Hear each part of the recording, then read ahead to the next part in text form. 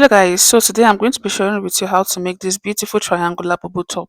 It is very simple, detailed and beginner friendly. So if this looks like what you really wish to learn, please watch this video till the end. I'm going to be using this fabric for today's tutorial, and this is a plain crepe fabric, and here I have just 1 yard of the fabric. So if you're a small size, 1 yard will be enough for you, but if you're a plus size, you will need 1.5 yard. So the length of the fabric is by 60. This part here is by 60, while the width is by 36, because 36 inch is equal to 1 yard. 1 yard of Ankara fabric will not be enough for this type because Ankara is by 45. So the first thing I'm going to go ahead to do now is to fold my fabric along this side that is by 60 inch. So I'm going to go ahead to fold the fabric into two, like you see me doing in the video. So after folding it into two, the next thing I'm going to go ahead to do is to arrange it also like this. So make sure that the sides are equal. After doing that, the next thing to do is to place your hand on this folded part and take the other part that is open and bring it to the folded part like this. So you're going to be folding your fabric like you are cutting a half circle. So after folding your fabric, you're going to be having this triangular shape as you can see on the screen. So this is what you should have once you're done folding your fabric. So make sure you arrange it and the sides are equal once you're done folding. So this is what you should have once you're done folding it. So the front and the back of this blouse is the same, so there is no front or back. I'm going to be cutting both of them at the same time, and this folded part is going to be serving as the center of my fabric. So now I'm going to go ahead to start inserting the measurement, and the first measurement I'll be inserting is the neck measurement on this part of the fabric. So the neck of the blouse we are making is a little bit wide, so I'm going to go ahead to mark 7 inch as the neck width for the blouse I'm making. So if you are bigger, you can use 7.5 inch. So I'll place my tape rule like this to get 7 inch on both sides of the fabric like you see me doing in the video. So I'm just going to go ahead to place it until I get 7 inch. So I'll go ahead to mark the point on both sides like this, after which I'll connect the 2 points together with my ruler like you see me doing in the video. So inserting a neck depth for this type of blouse is totally optional because you are cutting in a bias form.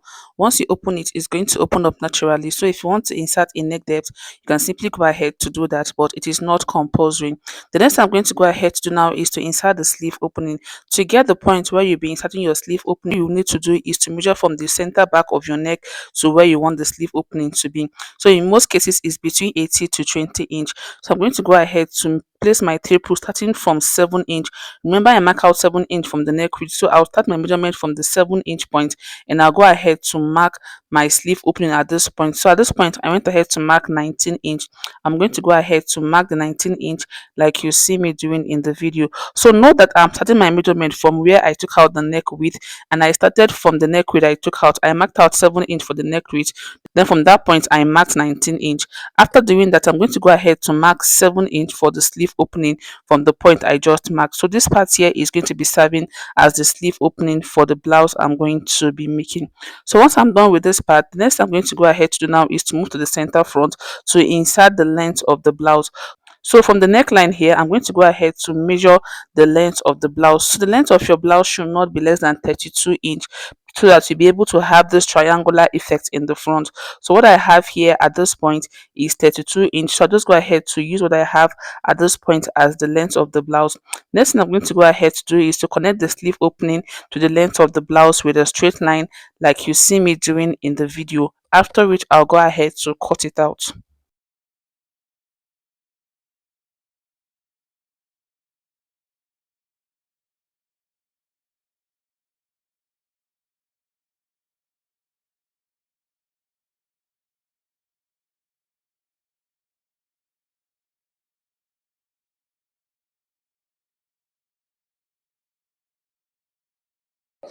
So after cutting, this is what it is going to look like once you're done cutting it. The next thing I'm going to go ahead to do now is to locate my hip depth line on the center like this. So I'll go ahead to place my tape rule on the neck width and measure my shoulder to hip depth line. So in my case, my shoulder to hip depth line is 24 inch. So what I'm trying to do at this point is to locate where the slit on the hem of the blouse is going to be stopping. So my shoulder to hip depth is 24 inch. We're not going to be marking that 24 inch exactly. I'm going to be going up by 4 inch, and I'll go ahead to mark that because I don't want the slit it to stop on my hip. I want it to be a little bit above my hip. After locating that point, the next I'm going to go ahead to do now is to draw a straight line to meet with the side like you see me doing in the video. So you're going to go ahead to place your ruler like this and connect it to the side, but make sure what you have at that point is wide enough to accommodate your actual round hip measurement. So I'm just going to go ahead to connect it like you see me doing in the video. So this is where the slit opening is going to be starting from. So my slit opening will be starting from this upper line you see. The second line is irrelevant. So the next I'm going to go ahead to do now after drawing the line is to notch where the slit opening is going to be stopping. So you need to notch so that you have equal parts on both sides of the blouse you are making. And I'll also be notching where my sleeve opening is going to be starting from also. So the next I'm going to go ahead to quickly do now is to open up the blouse for you to see what it looks like. So this is what your blouse is going to look like once you open it up. This is what you should have.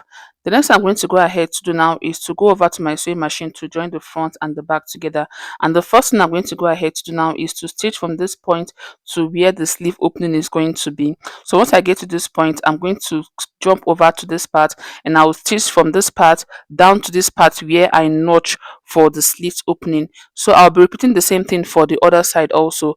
I'll go over to my sewing machine to quickly do this. Once I'm done doing this, I'll come back to show you what to do next. So after I was done joining the front and the back together, this is what it looked like. So I sewed from this part down to the sleeve opening. This part of the blouse is open because that is where my hand is going to be coming out from.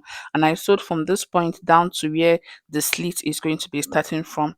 So this is what you should have once you're done stitching the front and the back together. So I'm just going to go ahead to turn it over to the good face for you to see what the top looks like. So this is what your top is going to look like once you turn it over to the good face. So after I was done joining the front and the back together, I decided to try the blouse on to see if the shoulder is going to fit well. But I discovered that this part is a little bit high. The part here is just standing. So I'm just going to go ahead to trim off this part. So if after making your own, you discover that the shoulder is hanging, all you need to do is to shape it down a little and it's going to come out properly. So I'm just going to go ahead to trim off this part a little and I'll repeat the same thing on this other side.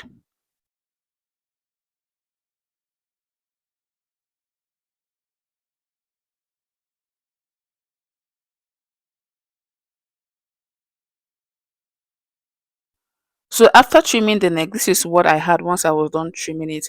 The next I'm going to go ahead to quickly do now is to finish up the neckline with my bias. So I'm going to finish up the neckline with my bias and I'm also going to be finishing up this sleeve opening and also the slit opening. For the slit opening, I'm just going to go ahead to fold it a little. So I'll go over to my sewing machine to quickly do all this. Then I'll come back to show you the final look of the top. So after I was done finishing up the neckline and the hem, this is what the top looked like. As you can see, it came out very beautiful and very nice. You can go ahead to try yours and let me know about the outcome in the comment section. Thank you for watching. I will see you in the next one.